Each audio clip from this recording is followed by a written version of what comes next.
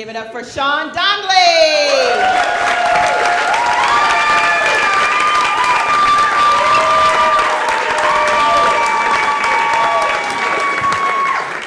Thank you.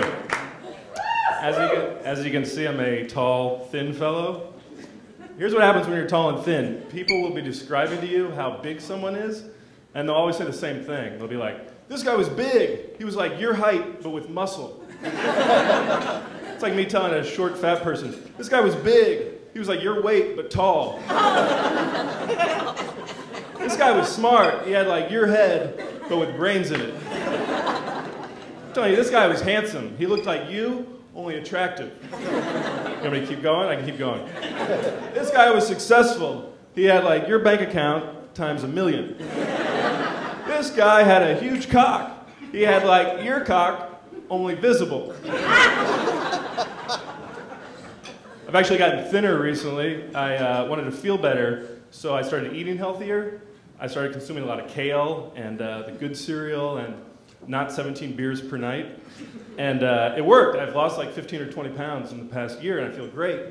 But then a friend of mine came to visit who hadn't seen me in a while, and he was like, are you sick? He was like, do you have cancer? Do you have cancer? But today's a good day because I finally figured out the New York City subway system.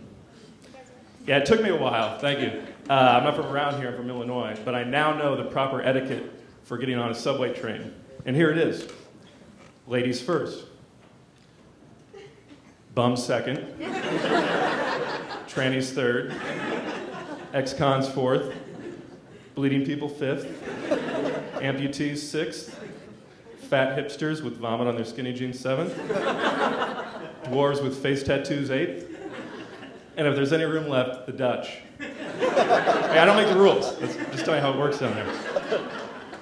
But New York's a tough town, you know? Everybody's out on the sidewalks together, so you're constantly reminded of others who have it better than you. Like the other day, I saw this guy who was terrible. He had nicer clothes than me.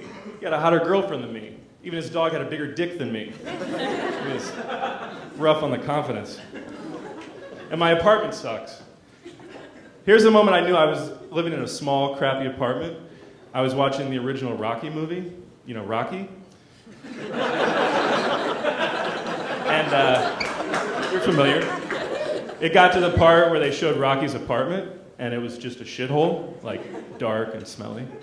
But my first reaction was, huh, not bad, Rock. What is that? What is that, a one-bedroom? You got room for your fish there. You got room for your dog, Buckus. Is that rent stabilized?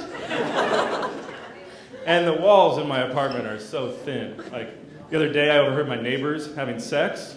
Now, my neighbors are pretty attractive. Like, the guy is from Sweden and the girl is from Brazil. So I was actually enjoying it. Like, fully enjoying it, if you know what I mean. Like I was masturbating to it. But then I realized it wasn't my neighbors having sex. It was this other neighbor watching the movie Jaws. That's when I knew I had a Spielberg fetish.